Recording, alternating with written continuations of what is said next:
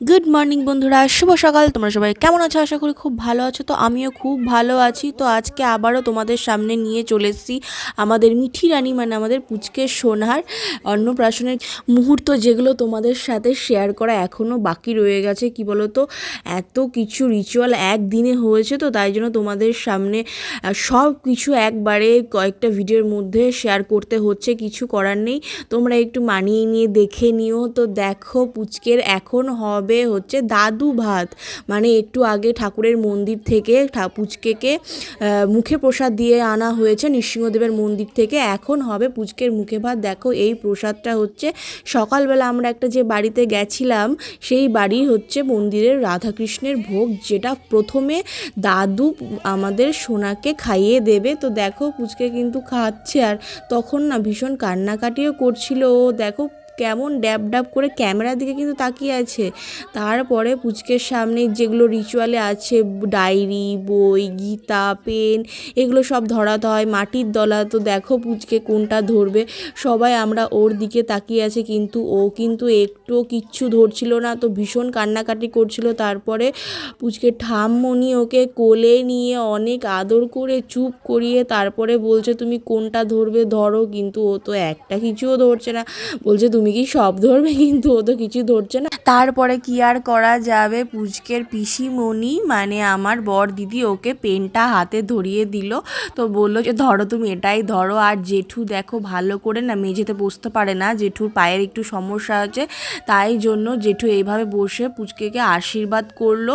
তো ওর জেঠুর আশীর্বাদ হয়ে যাওয়ার পর জেঠিমণি আবার আশীর্বাদ করে নিল একে একে, যেহেতু বড়দের আশীর্বাদ করতে হয় ওকে, তাই জন্য আশীর্বাদ করে নিল। তো এটা হচ্ছে আমাদের মিঠি রানীর দিদা। তো দিদাও আশীর্বাদ করছে। দেখো কেমন চুপ করে বসে আছে। তারপর কিন্তু জেঠু ভাত টাত মাখিয়ে আমাদের মিঠি রানীকে খাওয়াবে। প্রথমে শুকাতে হয় বাচ্চাদের 3বার, যেহেতু প্রথম মুখে ভাত হবে তাই জন্য শুকিয়ে নিতে হয় 3বার। তারপরে এই যে আমাদের মিঠি রানীর মুখে ভাত হচ্ছে। দেখো কি সুন্দর আলতো আলতো করে মুখটা বেঁকিয়ে বেঁকিয়ে খাচ্ছে, আর মুখ দিয়ে লাল ঝরে পড়ছে। আর মালাটা পরিয়ে তো যেন রাজরানীর মতো দেখতে লাগছে। তো জেঠু হচ্ছে ওকে ভাতটা খাওয়ানোর সময় ও কিন্তু মুখ আগিয়ে দিচ্ছে, একটু পিছোচ্ছে না। আর অনেক বাচ্চা আছে কি ঝাল লাগলে কেমন একটা করে, তো প্রথম তো আর তা কিচ্ছু ঝালও লাগছিল না। তারপরে ওকে ওর মুখে ভাত দিয়ে তারপরে আমরা নিচে এসে দুপুরের খাবার দাবার শুরু করে দিয়েছি। আমি, বরমশাই, দাদাভাই, সবাই বাড়ির যত রিলেটিভ ছিল দুপুরে নিমন্ত্রণ, সেটা খেয়ে চলে এলাম বাড়িতে। তারপর বের করেছি জামা কাপড়। রাতে আমি আর বরমশাই কি পরবো, তো দেখো রেডি হয়ে গেছি আমি প্রায়। তো আমার চুল বাঁধা হয়ে গেছে।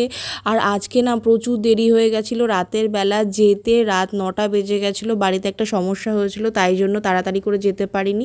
তো দেখো প্যান্ডেলটা শেয়ার করে দিচ্ছি তোমাদের সামনে। দুপুরবেলা কমপ্লিট হয়েছিল না বলে তোমাদের কিছু শেয়ার করতে পারিনি।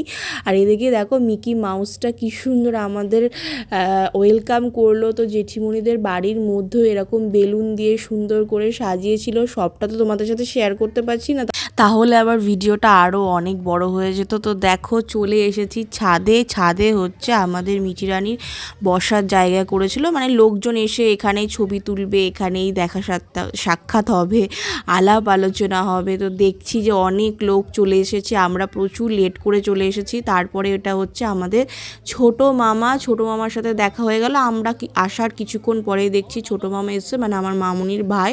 আর এদিকে সবাই বাড়ির সবাই মিলে দেখো আমরা ফটো তুলছি রাতের বেলা। এগুলো হচ্ছে আমার জায়েরা, আমি, আমার বরমশাই, দাদা ভাই, দিদি ভাই, আর আমাদের পুচকে সোনাকে নিয়ে ছবি তুলছি। আর এটা হচ্ছে মা, আমার মা বাবারও আমার বড় জেঠিমণির বাড়ি আমাদের পুচকে সোনার অন্নপ্রাশনে নিমন্ত্রণ ছিল। এটা হচ্ছে বদিদি বর ছেলেমেয়েরা, তারপরে মামুনি, মা, সবাই মিলে একসাথে ছবি তোলার পর মিঠি রানী ঘুমিয়ে পড়েছে। তো আমাকে কোলে দিয়ে দেখো কি সুন্দর লাগছে না, বাচ্চারা ঘুমোলেও খুব ভালো লাগে। তো আমরা সবাই ছবি তুললাম, খুব আনন্দও করছিলাম। আর দেখো মিঠি রানীর কিন্তু রাতের ড্রেসটা পুরো প্রিন্সেস ছিল, পরি পরি মতো দেখতে লাগছিল, খুব ভালো লাগছিল, পুরো ম্যাচিং করে জুতো জামা হেয়ার ব্যান্ড কিনেছে, কি ভালোই না লাগছে দেখতে। তারপর আমরা একটুখানি ফুচকা খেলাম, স্টলে ফুচকা, চা, কফি, বিস্কিট এগুলোই ছিল, কিন্তু চা কফি খাইনি, ফুচকাই শুধু খেয়েছি আমি আর মামনি। তারপরে দেখো বড়মশাই সেই ফাঁকে একটুখানি ভিডিও করে নিয়েছে যখন আমার মা বাবারা খেতে বসেছিল। আর এইদিকে প্রচুর খাবার দাবার তো টেবিলে ছড়ানো, আর এটা ছিল রান্নাঘর, মানে এইখানে রান্না করা হয়েছে প্যান্ডেলের পাশে। আর ঝাড়টা দেখতে কিন্তু মারাত্মক সুন্দর লাগছিল, এটা খাওয়ার প্যান্ডেলে দিয়েছিল। আর এইদিকে দাদাভাই দেখছি কোথা থেকে বেলুন খুলে এই ঘোরাঘুরি করছে। আর এটা দেখো পৃথিকার রাইস সেরামনি, কি সুন্দর কিউটভাবে সাইনবোর্ডটা করা হয়েছে না। তারপরে মা বাবা খেয়ে দিয়ে বাড়ি চলে গেল, তো আমরা একটু আগিয়ে দিয়ে এলাম। তারপরে একটু ছাদে গিয়ে ফটো তুলে আনন্দ করে কথা বললে হাসাহাসি করে নিচে চলে এসেছি। আমাদের খেতে খেতে তো 12টা বেজে গেছিলো, রাত 12টা 12:15 বেজে গেছিলো। তারপরে আমরা খেয়ে দিয়ে বাড়ি চলে এসেছি, ভীষণ টায়ার্ড হয়ে গেছিলাম যেহেতু সারা দিনের ব্যস্ততা আনন্দ কাটিয়ে রাতে বাড়ি ফিরতে ফিরতেও 12:30 বেজে গেছিলো।